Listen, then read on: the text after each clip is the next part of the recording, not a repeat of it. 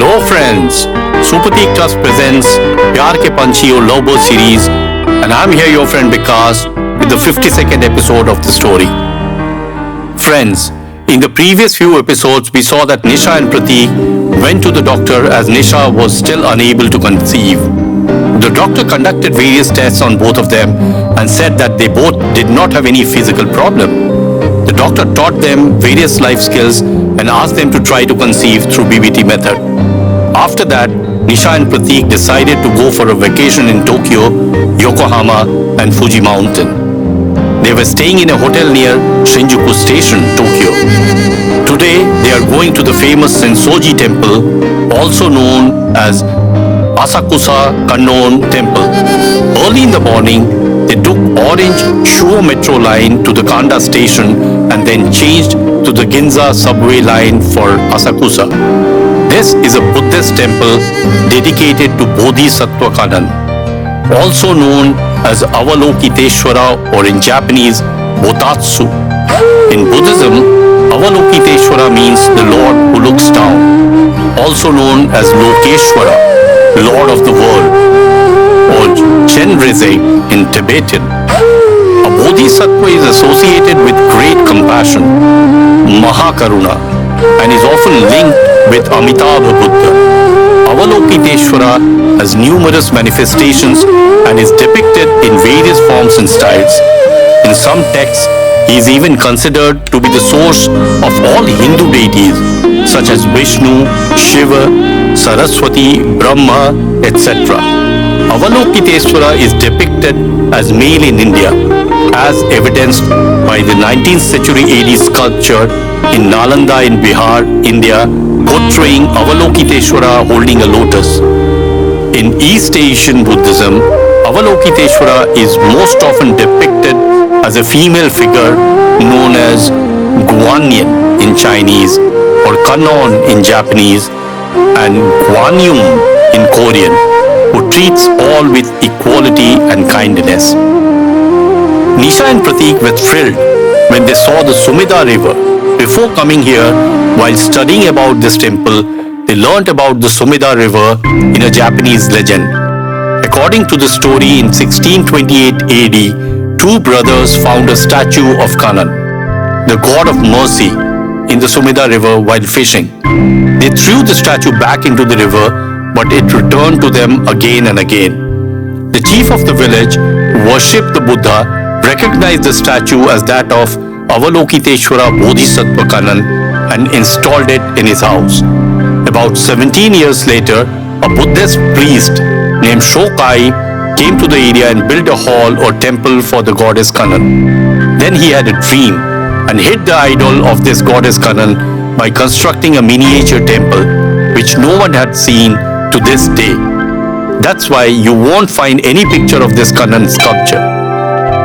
150 years later, Ennin, the head priest of Enryakuji, the Tendai school of Buddhism, built a statue that is sometimes displayed for visitors, taken from link of Asakusa Kannon Sensoji.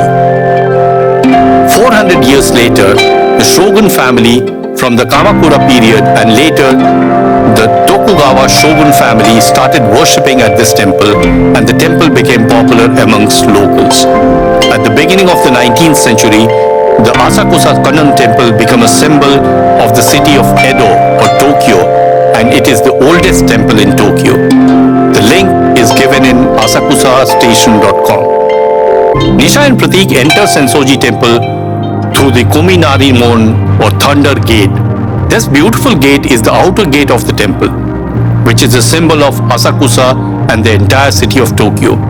Two huge statues of Reijin, the god of wind, and Fujin, the god of thunder, guard this gate. A large lantern with the height of 4 meters and a width of about 3.5 meters with a total weight of 700 kilograms hangs here. Entering through this gate, Nisha and Pratik passed through a row of green roofed shops called Nakamise or inner shops. Japanese souvenirs such as yukata, folding fans, key, rings, dolls, various kinds of sweets, etc. are available here. Various types of traditional food are also available there. Both of them were fascinated by this century-old shopping street, which is more than 200 meters long.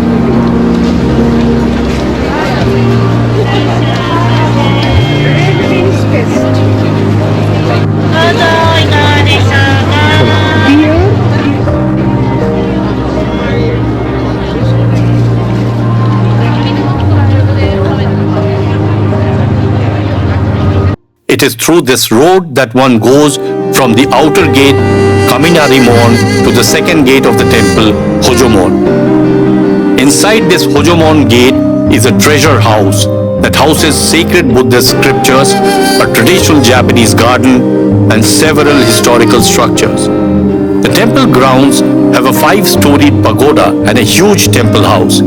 It is here that visitors pay their respects to Godhead Kanan by lighting incense and ringing bells.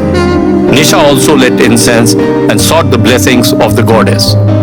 During World War II, the temple was bombed and destroyed during the 10th March 1945 air raid on Tokyo.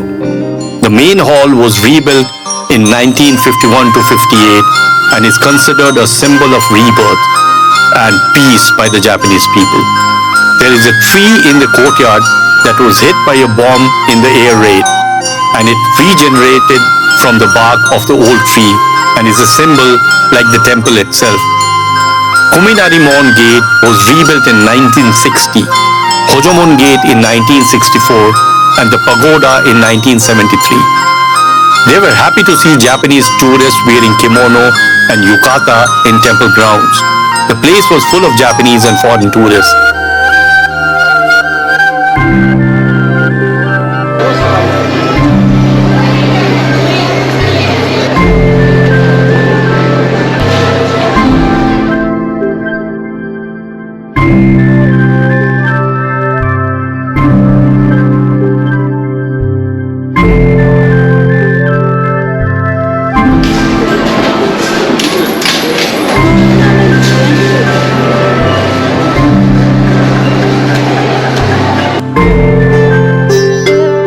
Friends, we end this episode here.